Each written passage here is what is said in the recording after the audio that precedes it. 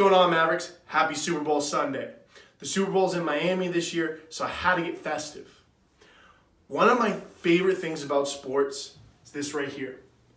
Statistical possibility. What that is the statistical possibility that anything could happen at any time. And I can't think of a better example in life than sports. How many Cinderella stories have you seen? How many buzzer beater moments have you seen? How many times has the unthinkable or the impossible happened? It happens over and over and over again across sports. Now, if we can understand that anything is really statistically possible, and we take that and we put that into our own lives, we can have our own Cinderella stories, our own buzzer beater moments in our everyday lives. The statistical possibility is a number. Even if that number is 0.000001, it's still a possibility that it could happen.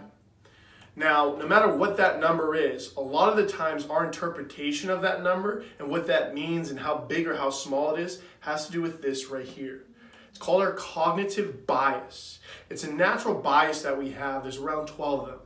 I have 4 of them for us today, and I just want to go over them. But really what a cognitive bias is, and the easiest way for me to explain it, is you have a tendency of listening more to a person wearing a suit than somebody wearing baggy pants with a hoodie and a snapback on.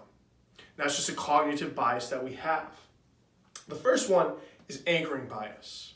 Anchoring bias is having a bias based off of the first thing that we hear about something. So for example, if when you're a kid, I tell you, you're never going to be in the NFL. You're never going to be an NFL football player.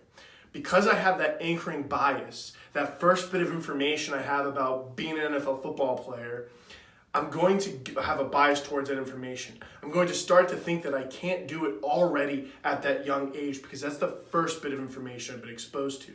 Now, this anchoring bias applies to way more than just a kid's dream to be in the NFL. It applies to everything we have in life. When we get that first bit of information, we anchor to it. The next one is the bandwagon effect.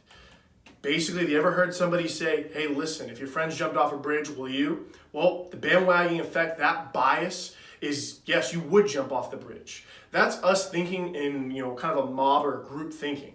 We're thinking just like everybody else, just because that's what the popular thing to do is. Bandwagon effect, let's put that in football. That's when a lot of times people become fans for the top team, for the biggest teams, or when they hop on the bandwagon. So the bandwagon effect could also impact us. For example, going back to that little kid, they want to be in the NFL. Well, if everybody thinks that they can't make it, it's easiest for us to have that bias and justify that we can't make it either because of this bandwagon effect. The next one I have up here is our confirmation bias. I already believe something, so I already have a bias towards it. I'm already going to defend the fact that I don't think I can make it to the NFL. I'm already going to try and confirm what I already think I believe and not taking any information that kind of goes against that. Finally, we have availability heuristic bias. What this is we have a tendency to blow our possibilities or blow numbers out of proportion. So for example, anybody that plays high school football has a 7.1 chance of playing NCAA football at any level.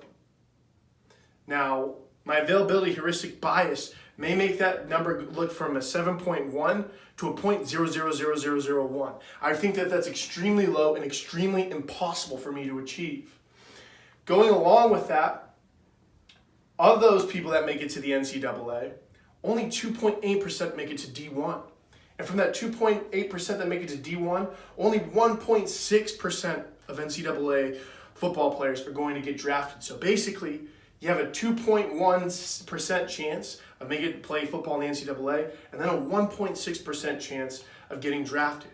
Yet we see so many players get drafted. All the NFL stars. Jimmy G's playing today. Patrick Mahomes, Travis Kelce.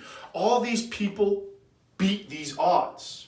Now the question is if the number's on the board, if there's a 0.0001 possibility, how can we achieve it? How can we put these aside and prevent these from blinding us from achieving what we want to achieve and making this more realistic and more possible?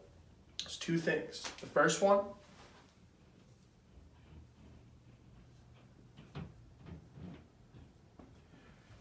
is faith. We have to believe that we can achieve these statistics. And a lot of times our cognitive bias is going to prevent us from having faith in ourselves. Well, the fact that the first thing I heard was, you're never going to make it to the NFL.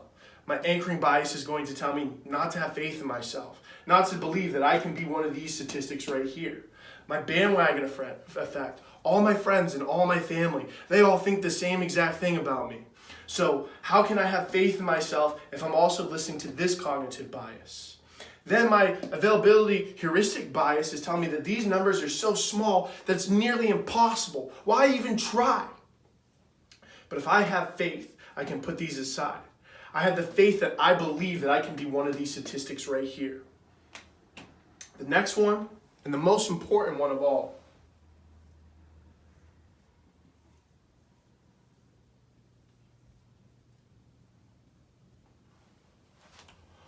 hard work. It is not easy to be part of the 7.1. It is not easy to be one of the 1.6. But it requires hard work. It requires you to push yourself and try and beat those odds. And plenty of people do. One of my favorite statistics of all times in sports, I'm a Patriots fan.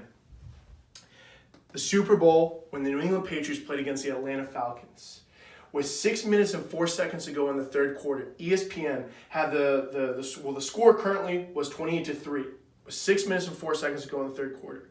ESPN had the win percentage for the Atlanta Falcons at 99.8%.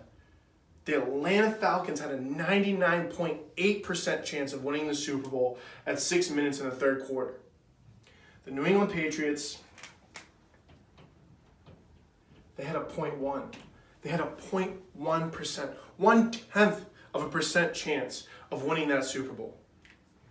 Well, guess what? If the New England Patriots during that Super Bowl, if they believed in the bandwagon effect, the fact that they didn't have a chance, if they listened to those statistics where everybody was saying that Atlanta had a 99.8%, if they didn't have faith in themselves and they didn't put the hard work in to re-strategize, re-game plan, and keep fighting and keep trying to at least give themselves a chance, they would have never pulled that 0.1%, that one statistic.